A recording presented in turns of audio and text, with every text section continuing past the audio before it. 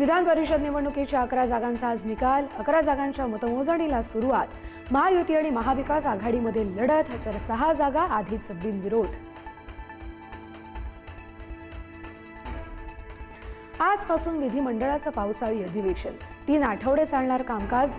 Operation tiger आणि दुष्काळाचं सावट, तसंच शेतकरी कर्जमाफीवरून विरोधक सरकारला घेरण्याच्या तयारीत। ऑपरेशन टायगर आज पूर्ण होणार असल्याची माहिती। ठाकरे सेनेच्या फुटीर खासदारांनी ओम बिर्ला यांना दिलेलं पत्र आणि खासदार भेटल्याचे फोटो आज समोर येणार असल्याची शक्यता। खासदारांनी दिलेल्या पत्राला आजच मान्यता मिळणार असल्याची माहिती। लवकरच ब्रेकिंग न्यूज मिळणार। ऑपरेशन टायगरवर एकनाथ शिंदेंचं मोठं विधान।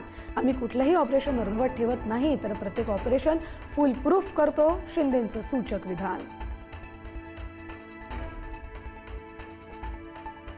खासदार ओमराजे निंबाळकर शिंदेंच्या शिवसेनेत जाणार। एकनाथ शिंदेंच्या नेतृत्वात काम करणार असल्याची ओमराजेंची माहिती। धाराशिवमध्ये ओमराजे निंबाळकरांची घोषणा।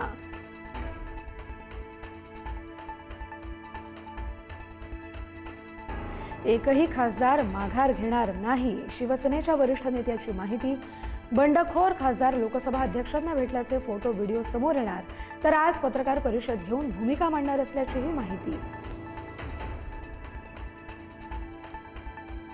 मुंबईसह उपनगरात पावसाची हजेरी। दादर, सायन, लोअर परेल या परिसरात पावसाची हजेरी।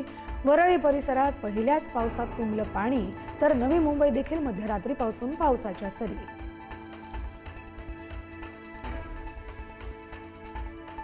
तब्बल 16 दिवस अडखळलेला मान्सून राज्यात सक्रिय। आजपासून कोकण, मध्य महाराष्ट्रासह मुसळधार पावसाचा इशारा। मुंबईसह कोल्हापूर, सातारा, सिंधुदुर्ग आणि रत्नागिरीसह कोकणपट्टी परिसरात मान्सूनपूर्व सरी।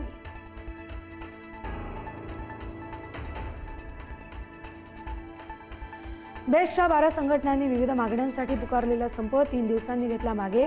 कायमस्वरूपी कर्मचाऱ्यांना 3,000 तर कंत्राटी कर्मचाऱ्यांना 2,000 रुपये मासिक हंगामी वाढ देण्याचे निर्देश। एनआयएच्या आरोपपत्रातून पहलगाम हल्ल्याबाबत धक्कादायक माहिती।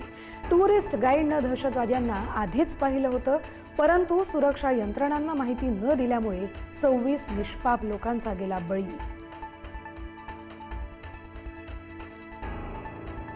अमेरिका आणि इराणमधील शांतता चर्चा फिसकटली। ट्रम्प यांनी चर्चेदरम्यान धमकी दिल्यानं इराणचं शिष्टमंडळ चर्चेतून बाहेर।